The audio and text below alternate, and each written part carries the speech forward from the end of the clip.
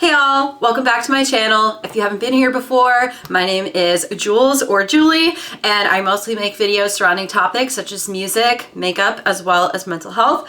Today's video has three main topics. Yes, I actually thought of three main topics for Get Ready With Me instead of, what do I want to talk about today? I'm just gonna do my makeup and talk about the three topics in sections. So section one is eyebrows, and I don't normally do my eyebrows on camera, but I have been doing them a little bit different depending on the day. I have been using powder instead of an eyebrow pencil, and I've been doing my eyebrows a little bit lighter because my natural hair color, if you can kind of see my roots, is dirty blonde. I think a taupe is actually a better shade for me than this like soft brown or like a brown pencil. I'll still use the brown.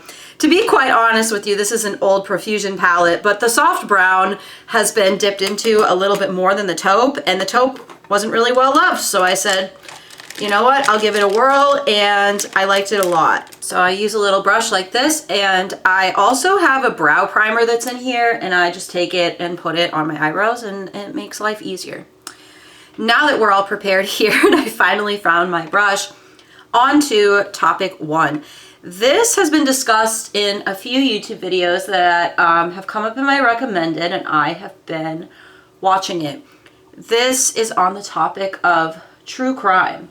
I have a bachelor's degree in psychology, and I minored in criminal justice. I used to be so interested in criminal justice. Mind you, the reason I minored in criminal justice was because the school I went to for my like 4-year degree said, oh, we don't have enough psych electives for you to just be like a full psych major, and you have to pick a minor. And I was like, all right. And my options were like English lit or criminal justice. So I said, obviously I don't want to write a bunch of papers because it's not my strength, and I watched cop shows and Criminal Minds and everything, so I was interested, and I said, okay, sounds good. And it was an interesting minor, but then because I focused so heavily on my criminal justice minor, I just got sick of it. I don't know, I think sometimes we grow out of interest, but also I think because I was in therapy, I was becoming more self-aware of like what was happening in my body when I was like learning about true crime or serial killers. I was feeling pretty uncomfortable, and I became more sensitive to the content. It was weird because I was pretty desensitized at first and was so into it, like I said, and then that just kind of shifted. Usually it goes the other way. You're like freaked out about something, you expose yourself to it, and you get desensitized. So that didn't work for me. Despite that, as many of you may know, there are true crime videos all over YouTube. There's a lot of YouTubers who specifically focus on that, and then there's videos critiquing those YouTubers. So the two videos I watched that I can remember were Ready to Glare's video, and I love Julia. She's a great creator. I've been watching her for a long time. She made a video about, is true crime ethical? Before I saw her video, I saw Tehmimi's video, Tehmimi. I don't know if I pronounced that right, so apologies. They also made a good informative video about it. I think their videos are very well done. I commented on Tehmimi's video and said, I don't think anyone is intending to be unethical when making videos about true crime. I mean, I can't say what people's intentions are. I don't know any of these people, but it was about things like people who were doing mukbangs while talking about true crime, which, you know, I do feel that's a bit insensitive. I don't think I would do that myself, but I don't want to believe that someone was really trying to be insensitive. And I think a lot of those creators who were doing that heard feedback from people and were like, okay, that's insensitive. I don't want to do that anymore. That's all we can ask for, is that people are willing to take feedback in and repair and grow and change. And I think that's what we've seen in a lot of these instances. The other creator was Bailey Sarian, who's like known for talking about true crime, and like me, she does her makeup and she doesn't really talk about doing her makeup. She just talks about true crime. I don't watch her because, again, I kind of fell out of the true crime special interest. But again, I don't think she's being intentional. A lot of people in the comment section of those videos were like, oh, these creators are way more ethical when they talk about true crime, and these creators are not ethical. And I think if someone's not being ethical and they're willing to take feedback into consideration, then they have the potential to become ethical, right? I mean, that's kind of like being a therapist. Like, especially as a new therapist or an intern, I might mess up ethics. It's not because I don't care. It's because I'm, you know, new and I don't know what I'm doing, maybe, and I need that feedback to learn and grow so I don't cause harm. But we have to sometimes give people the benefit of the doubt. Hard thing for me, but I do think it's important at times. So those are my eyebrows. It's very simple. You might say, oh, they're messy, but I don't do the carved out brows anymore. It's not 2013. I've never used a pomade before. So that was my general first topic, just kind of talking about that. And I'm so curious about what all of you think about all this true crime stuff and what's going on with it, and if it's a problem, if it's not, if it's like too overwhelming for you, or if it's a special interest, and why, and what feels ethical to you when YouTubers or influencers discuss true crime and what doesn't. I think having more of a conversation around that would be interesting, because I was interested. That's why I wanted to come on and just say, this is how I feel about it. So on to the next topic. Topic number 2 is actually a brief review and chit chat about the new 1975 album, Funny in a Foreign Language. I think that's what it's called specifically, right? Now, I love the 1975. I was so excited to make a new video. I didn't even know they had a new album coming out. I saw John from ARTV, of course. How many times do I talk about him here? But he reviewed it, and I watched his review before I listened to the album. I don't always do that, but I was like, you know, I'm curious what he has to say. And I didn't look at any of the lyrics ahead of time, so some of the stuff he was talking about, like that the lyrics were a little edgy and offensive and a little bit much. I was like, really? Like the 1975? Yeah, like they get sensual and stuff. You know, they have a song called Sex, but it's usually not that bad. And then I listened to the album, and I was not happy. So, of course, all 1975 albums start with a song called The 1975, their title track. And Maddie talks about having a, I don't know about YouTube monetization, but a BONER. And it just feels very off-putting. I completely agree with John about that. It just feels off-putting. You don't expect it to be there, and it is. And I'm not a fan of that. I don't like listening to songs that just have, you know, crude lyrics unless it's something clever or really creative.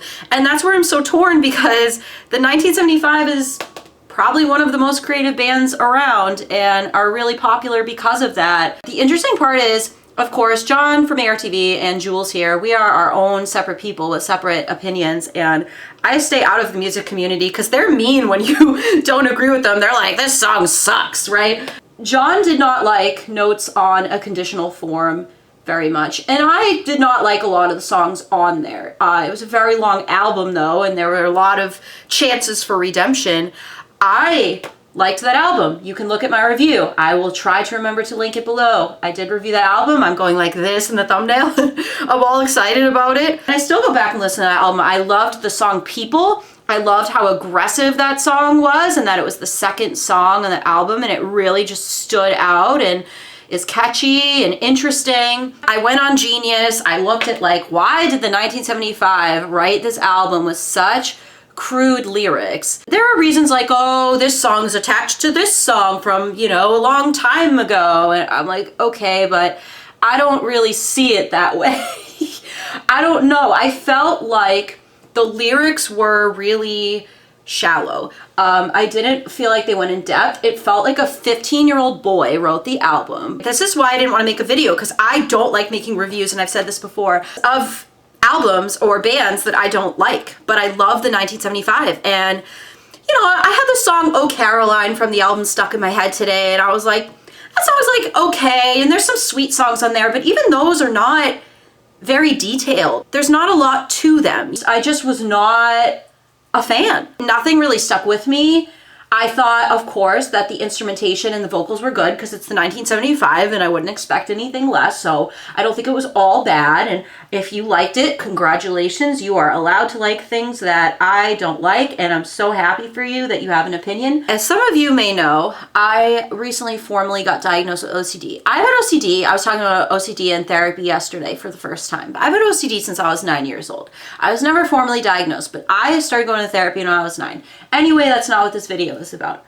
let's just say that there was another lyric on that album that triggered my OCD. It was so graphic, and it was supposed to be ha-ha funny. But again, it was like something a 15-year-old boy would say, that they certain word in a hand, like haha. Why would you put that on an album that's so gross? Like, I'm sorry, I did not like that. It was very jolting. I was in the car with my dad trying to listen to the music, and he's like, I don't think that I will return to the album, and I was pretty disappointed, albeit they have I Like It When You Sleep, which is an amazing album. So how can you top that? How can you top like their debut album? I'm sure it's really hard to be the 1975 in this day and age. Foundation time. Switching topics, transitions are so hard for my autistic brain, because I'm like, I'm done talking about the 1975. I kept thinking while I was preparing to do my foundation, did I forget any points? And do I have to be as rigid as now I'm on my face, so I have to switch topics? But I think that I finished all of my points, and I really don't want to tear apart that album, because I like and respect the 1975 so much, and you know, I'm sure that they have different views than me and different lived experience than me, and that is totally cool. So we're ready to move on. My next topic in mind is my social media break. So if you didn't know, despite this being social media, I am on a social media break, and the way that it happened was on September 29th, which was a Thursday. I went to therapy, and I was venting about stuff on social media that was constantly triggering me. Whether it was someone saying, basically, if you don't think and feel this way, you're a bad person and you need to change and blah, blah, blah. You know, like social justice oriented posts. And if you're new here, I am all for social justice and growing and changing. Like I was just talking about the true crime stuff earlier. I want to grow and change as a person, and I have a lot throughout the years. I'm not done. I'll never be done. But when I see a post that feels like somebody is just yelling at me to change, then I shut down and I get really upset. And also in line with OCD, which, geez, I feel like we're talking about OCD a lot today, I have morality OCD. So for some people, morality OCD is like religious based, they're praying all the time, right? For mine, it's like I'm horrifically terrified of getting canceled. And I would never do it to someone else, because I have a past and we all do. I want to grow. But I'm always terrified of saying or doing the wrong thing on the internet. And I will go out of my way to avoid the internet to protect myself.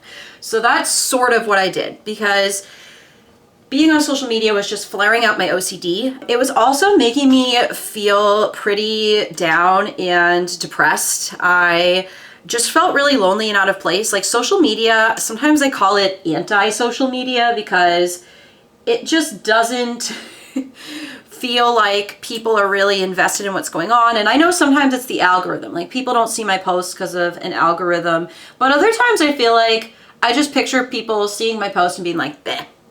Oh, there they go, venting again. Just like scrolling off and being done with me, right? But then they still follow me, and we follow each other, but they can only take me in small doses. And again, no one said this to me. Okay, people have said that to me in my life, but not recently. No one who follows me has said that to me. But that is the narrative that comes up in my brain. And that's also not helpful for me to just fill in the gaps and be like, oh, people follow me on social media, but they don't like me. They think I'm too much. And, you know, all my negative core beliefs kind of pop out.